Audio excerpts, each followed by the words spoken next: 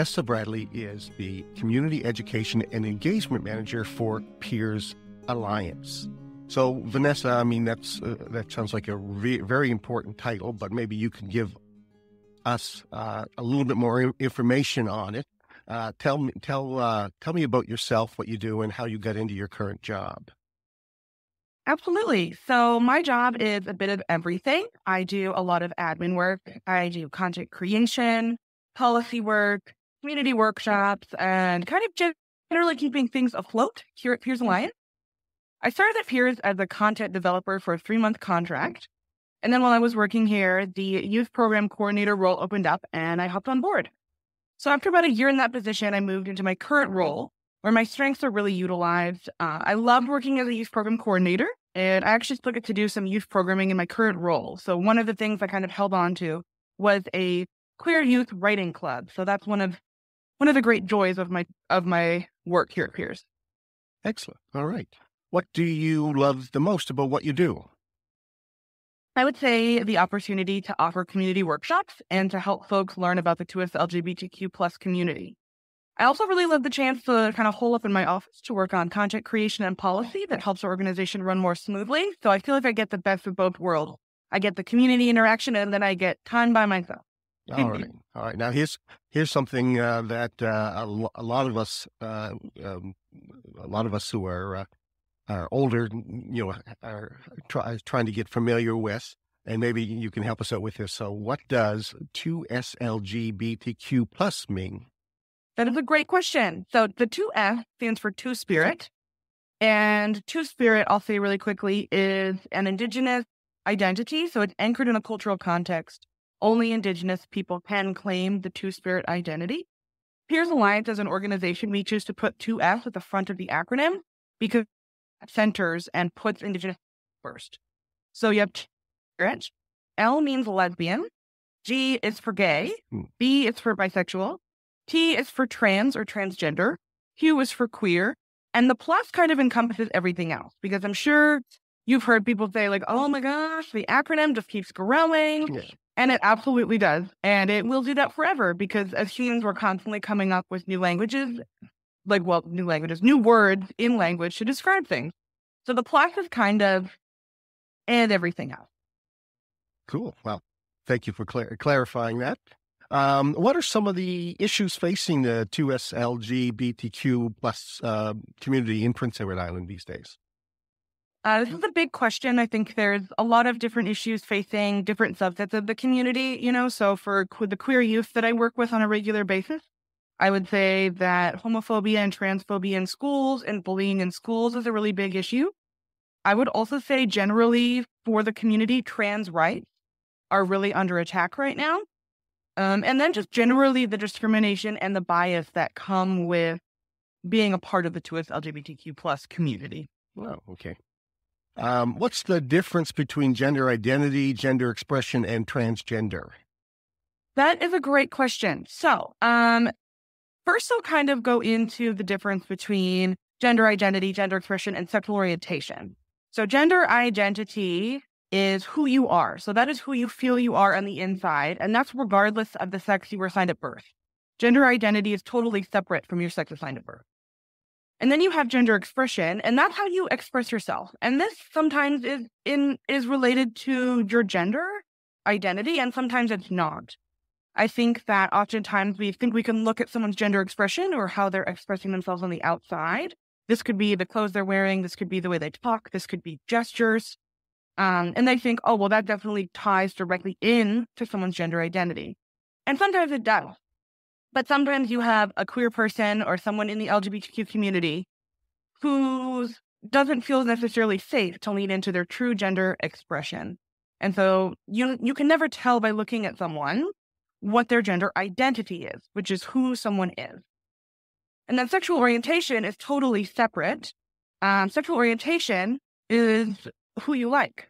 So I always say, and this might be a little crass, but I always say that gender identity is who you are and sexual orientation is who you do.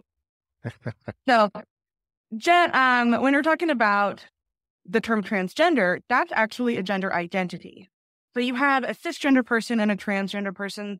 We'll kind of use those two terms. Cisgender is someone who identifies with the same sex that they were assigned at birth. So cis means the same, and trans means across from, which I find is a helpful kind of trick to remembering. So, for example, I am a cisgender woman, which means that I was assigned female at birth, and I identify as a woman. Transgender, so I often use my coworker Anastasia, who is perfectly happy to let me use her as an example. And so she was assigned male at birth, but her gender identity is female. So she is a transgender woman. And so transgender can mean a variety of different things for different people. Some folks who are transgender are non-binary as well. What does it mean to be non-binary? That's a great question. This really varies for different people. I would say that non-binary generally just means not on the gender binary, so not only male or female. Some non-binary folks feel like they're a combination of genders, perhaps male and female, and some non-binary folks don't feel like they are male or female. So it's really a definition or a word that people define differently, but generally it means outside of that gender binary of you have to be male or you have to be female. All right. Now, this next question, I'm sure a lot of older people are having a struggle with because of just trying not to insult anybody or say the wrong thing, and trying to be as supportive as you can without making mistakes. But how does someone know what pronoun they should be using when referring to a transgender or non-binary person, and why is it important to use the correct pronoun? That's a really, really great question. I think that how you know what pronoun you should be using for someone is by asking. And I know that sounds really simple, and sometimes it's difficult if you're in a situation, you're meeting someone new. It can be difficult to be like, oh, yes, and what are your pronouns? So I think that, well, it's the best thing to do is to ask, because as I said before, you really can't tell when you're looking at someone what their pronouns are. And so saying, oh, I'm so sorry I didn't catch your pronouns is a great thing to do.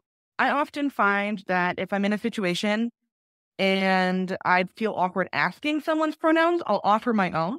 So I'll say, oh, hi, nice to meet you. I'm Vanessa. My pronouns are she, her.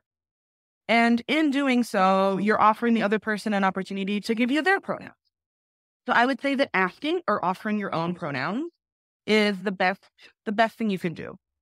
If for some reason you have no idea what someone's pronouns are, you can't ask, and you don't know what to do, I would say either refer to the person by their name or use they, them as a gender-neutral pronoun until you can figure out what their pronoun is. The reason it's important to use the correct pronoun is because we always want to be as respectful and kind to other people as we can. And using the wrong pronouns can be really hurtful for some folks. It is misgendering. Misgendering is pretty much using the wrong pronoun for another person. Or even, for another example of misgendering could be calling someone sir who identifies as a woman, something like that. And I think that just making a point to ask and to keep in mind, how does this person want to be referred to and how can I be as respectful as possible is really, really important. And asking pronouns can feel awkward at first because we're not used to doing it, but it does get easier the more you practice. Excellent. Well, so when using the pronouns they, them, is themself the correct way of referring to one individual? Okay. So if we're talking about the pronouns they, them, and then themselves versus themselves, if I were to say they're doing a great job listening to themselves, that works. I could also say they're doing a great job listening to themselves. That also works. I think however you want to adjust the grammar for that pronoun should be perfectly fine.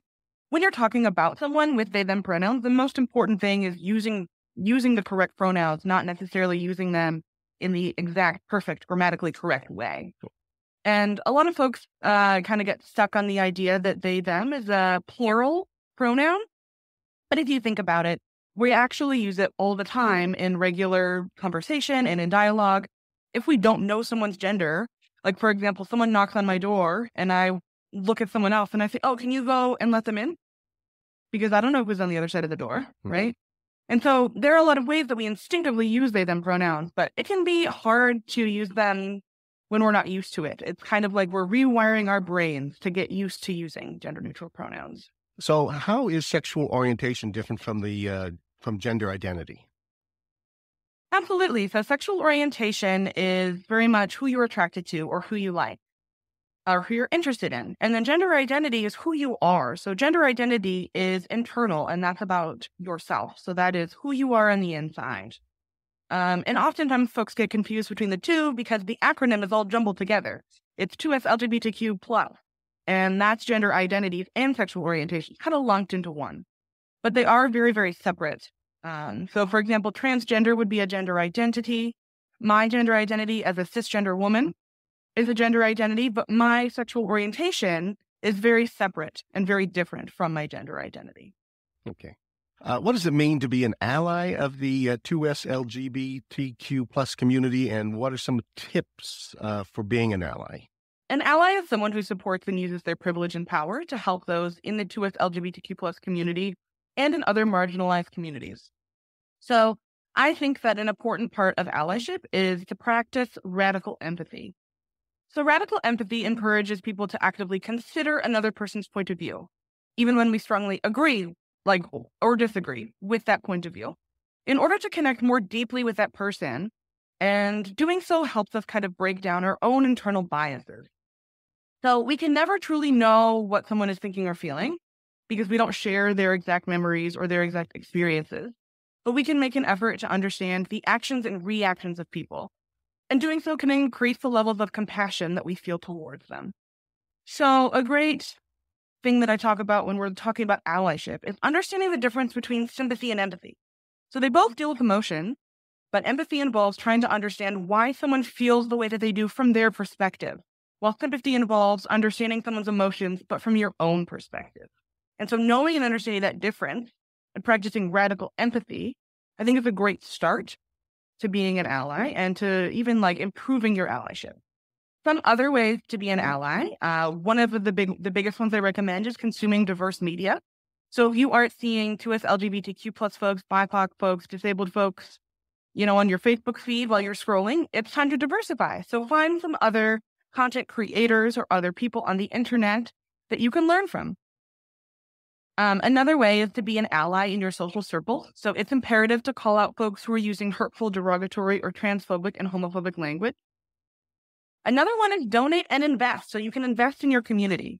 You can donate to queer and trans organizations. You can support 2SLGBTQ plus events. I always like to say that donating and investing doesn't always have to be financial. You can also donate your time.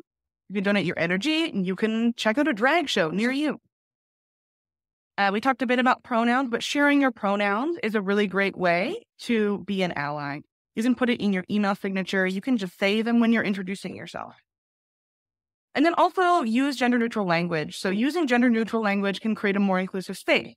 A great example of this is I always appreciate when someone who doesn't know me yet asks me, "Oh, what does your partner do for work?" Or, "Oh, are you married? How long have you been married to your spouse?" Because oftentimes people assume that I have a husband, I don't, I have a wife, and then that comes out and it gets awkward. So using gender-neutral language like partner or spouse is also a great way to kind of be an ally and to create a more inclusive space. Excellent. What are some of the things you shouldn't say to transgender people? That's a great question, probably with a lot of things. I'll give a couple that kind of come to the top of my head. I would say assuming someone's pronouns is something you shouldn't do. Something you shouldn't say to transgender people is ask about their genitals or their bodies, or ask what kind of transition they've been through, or ask if they've had the surgery yet. I would say another thing you shouldn't say to transgender people is don't tell them that they're brave. This can feel condescending and frustrating because trans folks don't necessarily feel brave for being themselves. And being trans isn't brave, but it's a necessity for survival. Another thing that trans folks don't always appreciate is being complimented on passing well. So the idea of passing is if you have a transgender woman, you would say that she's cis passing or cisgender passing, which means that she looks like what we societally expect a woman to look like. And so complimenting transgender folks on passing well isn't actually a compliment. Wow. So what are some of the things you shouldn't say to queer people? Another great question. Again, I would also say don't assume someone's pronouns. I would also say don't assume the gender of their partner. Don't ask who is the man in your relationship or who is the woman in your relationship. Don't ask questions like, are you a girl or a boy? Another big one is don't comment on names. So like, I wouldn't ask someone, what's your real name? Or what did your parents call you? Or what's on your ID? Because what matters for you is what do they want to be called? And how are you referring to them? Another big one, I think, that's frustrating for queer folks is people suggesting that our queerness is a phase. So saying like, oh, are you sure you're gay? Can feel really insulting. And so I would say kind of avoid suggesting that this choice, basically this is just a phase, is something that I would also avoid saying. Okay. And when it comes to these things, right, tone matters. And coming from a place of curiosity and respect is really important. If you're asking a genuine question of someone and you're not sure if it's going to be offensive, you can always preface it with, I really want to ask you something, but I want to make sure I'm not asking something offensive. And sometimes folks will say, great, ask me. I totally have space for that right now. And sometimes they might be like, maybe we'll talk about that later. Right. And so I think just keeping that respect in mind as you're approaching transgender folks and queer folks, and you'll be perfectly fine. Well, thank you. Now, is there anything you'd like to add that we haven't covered yet? I do want to add that I'm always available if anyone has any other questions. You can reach me at info@peersalliance.ca if you wanted to email me. And Peers Alliance offers a lot of great services. And so if you want to learn more about the LGBTQ community, our website is a great place to start. Excellent. We'll add those to our show notes so people can find them online, or they can just write them down after listening to you. Well, Vanessa, I want to thank you for your time today. You've given us a lot of great information and a lot to think about, and I hope that you have a great day. Awesome. Thank you so much for your time. I really appreciate it. All right.